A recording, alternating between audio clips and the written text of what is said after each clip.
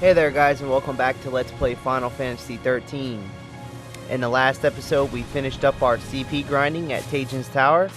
So if you're looking for a great spot to gain CP, and it's pretty quick, check out the last episode. I explained that in detail. Also, if you're wondering which secondary roles to develop for your characters, you can check that out in the last episode. I also go into detail about developing your character's secondary roles and also maxing out your character's primary roles now that our Crystarium has expanded to stage 9. Alright, once you've double checked everything and make sure that you have completed Seastone missions 1 through 28. If you're missing some, check back on the walkthrough. I cover all 28 Seastone missions up to this point in detail.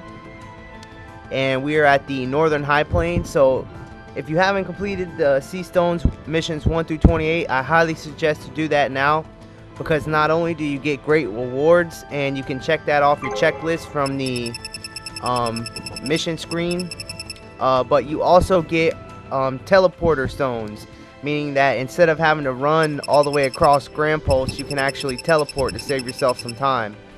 And if you're wondering how to pull up your mission menu, just press X while in the field to pull up the map, the area region map. And then once you have the map, press X again. And if you're on PlayStation, you need to press square to pull up your map, and then press square again to check your mission checklist. But I'm playing on Xbox, so I gotta press X. Alright, so once you've checked everything on, let's go ahead and start Seastone mission 29. So let's sneak by these guys at the front of the Archlight Steep. And in order to get to Seastone mission 29, we're gonna have to go into Mahabara, and it should be somewhere near the entrance in the Maw of Abyss area. And then the mark itself is in Solia Springs, so we're going to have to do a little bit of teleporting, which is why I advise getting those teleporters up and running. And you can only get the teleporters up and running by completing the Seastone mission. Also, it's very important to take note that not all Seastone missions will leave behind a teleporter stone. Only certain Seastone missions will leave you with a teleporter stone.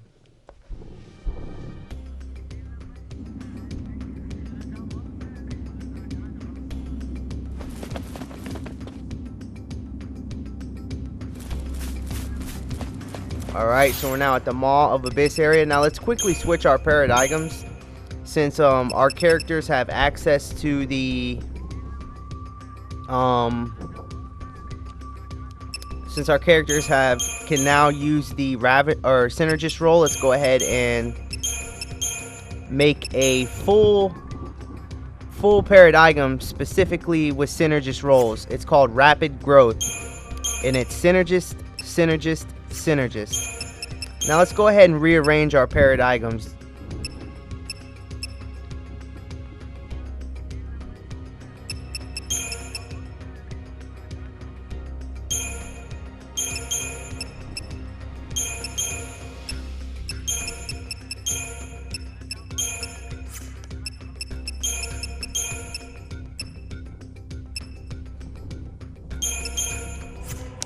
Alright, so if you want to know why I just rearranged my paradigms like this, now it's mainly because you're going to do a lot of paradigm shifting from here on out. So the reason why you want rapid growth at the top is because you only need to use rapid growth whenever you need your buffs.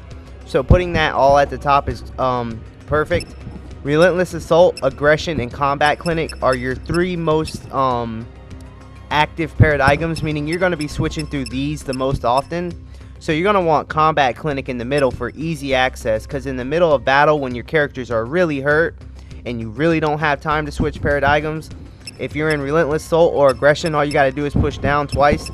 We had Combat Clinic at the very bottom, so if we were at Relentless Assault, we would have either had to quickly push up, which would be really fast, or we would have to go down. But since we're going to be switching our paradigms really often, it's really good to put Combat Clinic in the middle, because more than likely you're going to either be in Relentless Assault or Aggression. So you can just push down twice or once and you'll be at Combat Clinic instead of having to push down 3 times, because that does every little second could be fatal. Also, exploitation. We're going to be using this quite often as well, so we want to have that close to the middle. Generally, the paradigms you're using the most, you want towards the middle for easy access. And then paradigms like rapid growth and diversity and stuff like that, you can put that on the outside because you only have to switch to them every so often, like when your buff wears off or etc. Alright, so moving on, let's go ahead and look for this sea stone.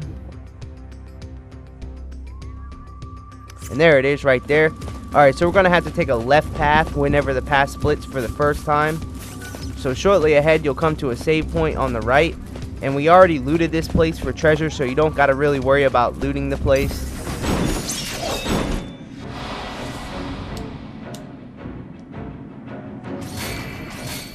You're nothing!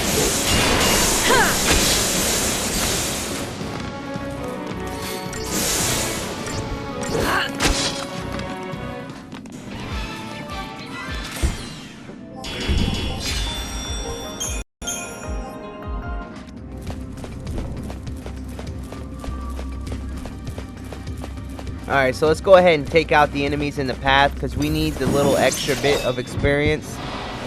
Because we still have tons of secondary roles to max out. Even though our primary roles are not maxed out, we still have lots of secondary roles.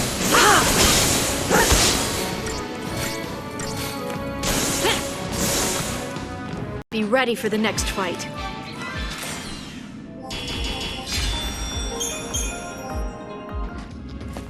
And I'm pretty sure you guys know by now, but when developing your character's secondary roles, as you start to get to the top, you'll see that the CP cost is massive, like 60,000 CP. Some are 120,000 CP. So it's best to save those nodes for later in the game whenever we got access to battles that give you more CP. For now, if you're going to progress through any secondary roles, I would suggest to only progress up to about the 3rd or 4th stage, and then from there just leave everything for later, unless there's a really good ability higher up and you're wanting to get that ability. There's really no reason to progress all the way to the top because the CP cost is just too much and you're going to be grinding way too much, because the battles we're fighting now doesn't really give us that much CP.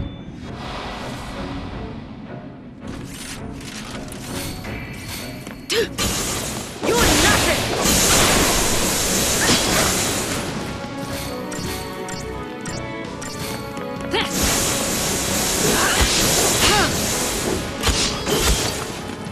Hardly worth the effort.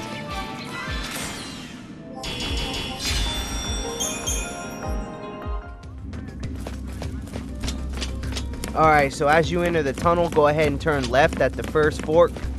And we're going to have to head to the end of the left-hand path in order to activate the sea stone.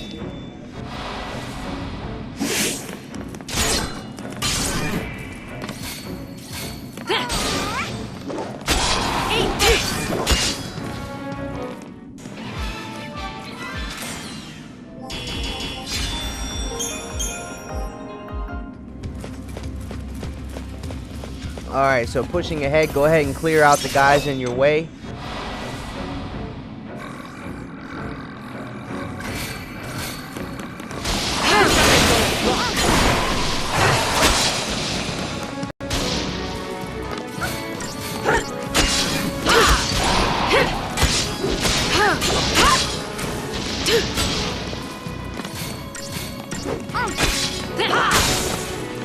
Didn't even break a sweat.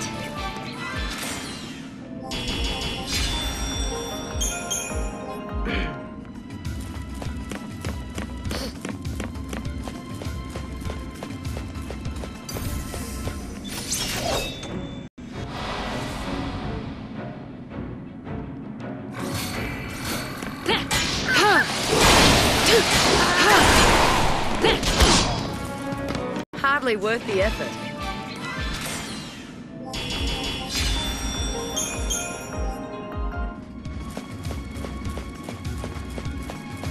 Alright, so we got one more battle.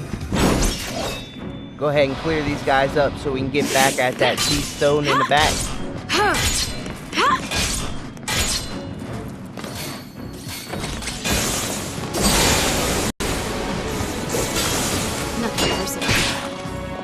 Didn't even break a sweat.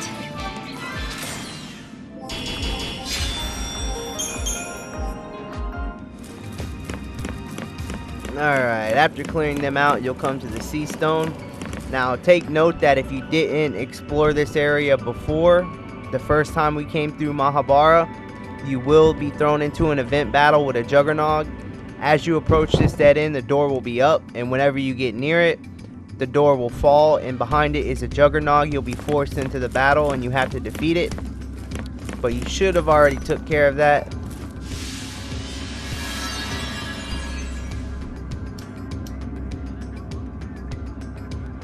Alright, so here's Sea Stone Mission 29, Faltering Faith. The mark is a Juggernog, and the location is Tajin's Tower, the Palisades, and it's Class B.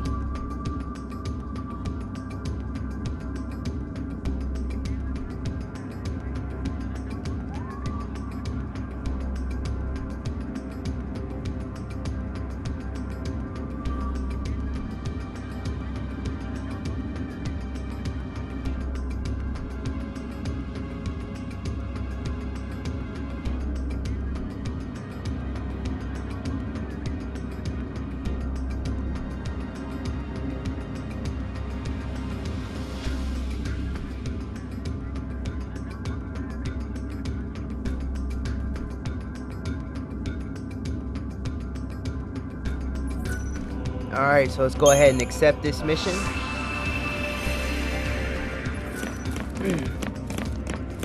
Alright, so the mark is actually in Tajin's Tower.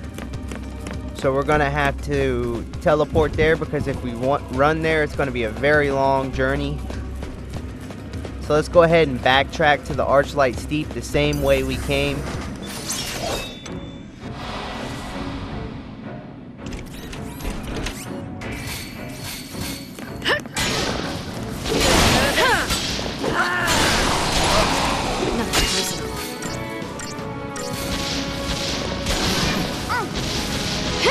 Eat this!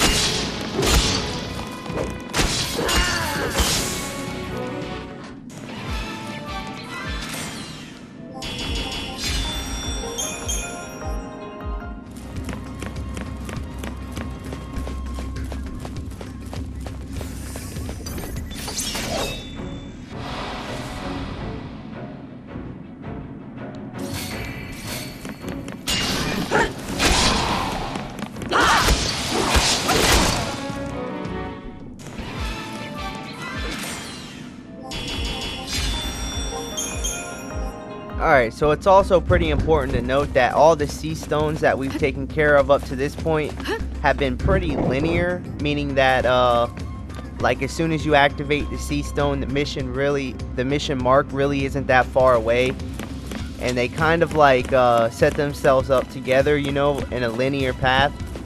Well, from now on, the sea stone missions are sea stone itself is going to be in a completely separate place than the mark, meaning you're going to have to start doing a little bit more journeying in order to complete the sea stone missions. But with that being said, they're also more rewarding.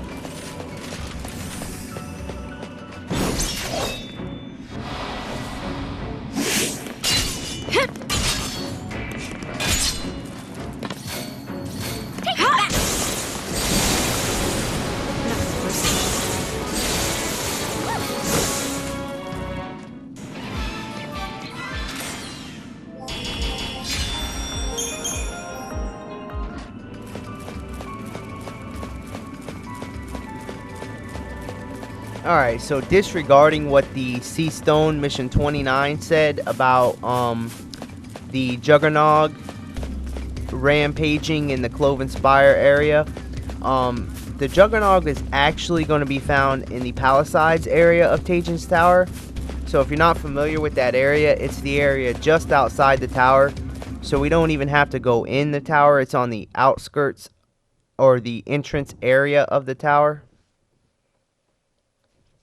So the closest teleport stone that we can get to without having to actually go to Orba and then go all the way down through the tower is Cie'th Springs, because from there it's just a short walk to the Palisades, which is the outside entrance of the tower.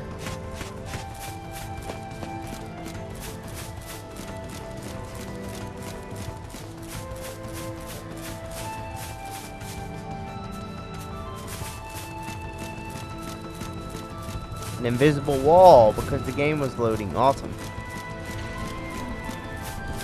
Alright, so let's go ahead and examine the sea stone as soon as you get out of Mahabara and back to the Archlight Steep. Now let's go ahead and teleport to Cie'th Springs, Ceiling of the Sky. Or actually no, Tajan's Tower, the Palisades, right here. We actually have a teleport stone to Tajan's Tower, the Palisades. Now, see, this is another benefit of completing all sea stone missions in the correct order. We can now pretty much travel anywhere on Grand Pulse that we want to go. So go ahead and choose to teleport to Tajan's Tower, the Palisades.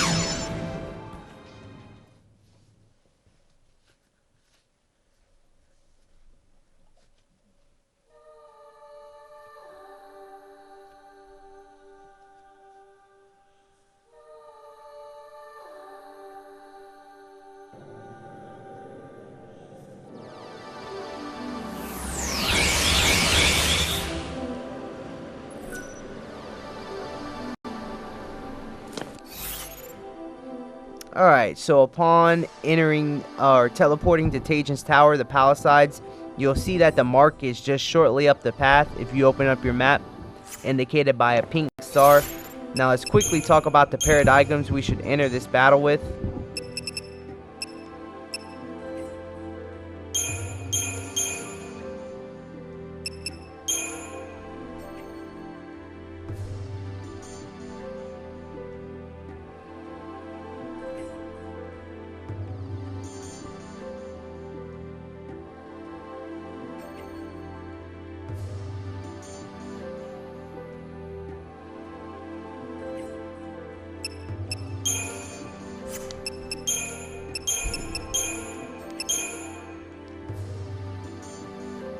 Let's go ahead and start off with Even Odds, which is Medic Saboteur Synergist. That way Lightning can heal everybody while Vanille debuffs the boss and Fang buffs up the party.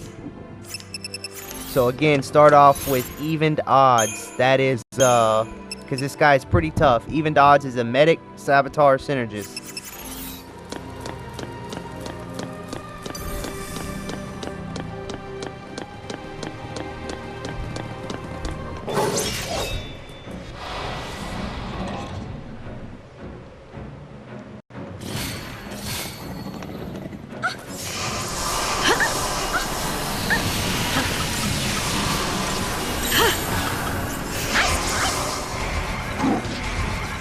Thank you.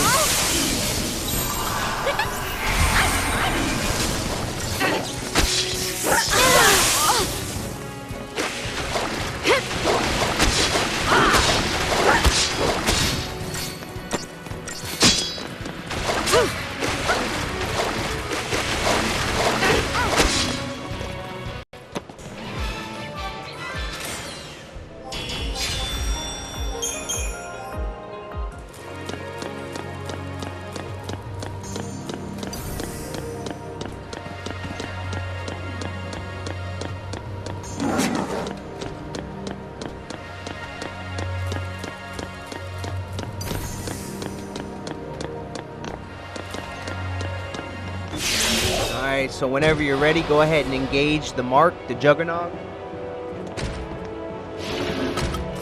Not a problem.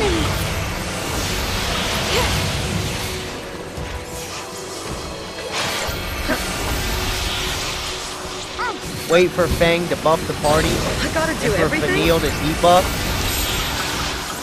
Then switch to Relentless Assault.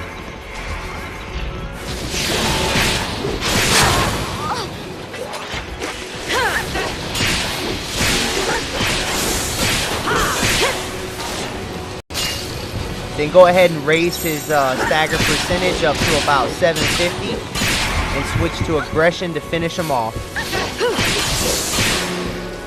As And if he there was should any bite the doubt. dust long before his stagger gauge runs out. That's the benefits of being overpowered. For winning the battle, you get 3,900 Christian points. And that's the mission complete. For completing mission 29, Faltering Faith, you get a Uranite upgrade crystal. Now let's quickly switch our paradigms back to Relentless Assault.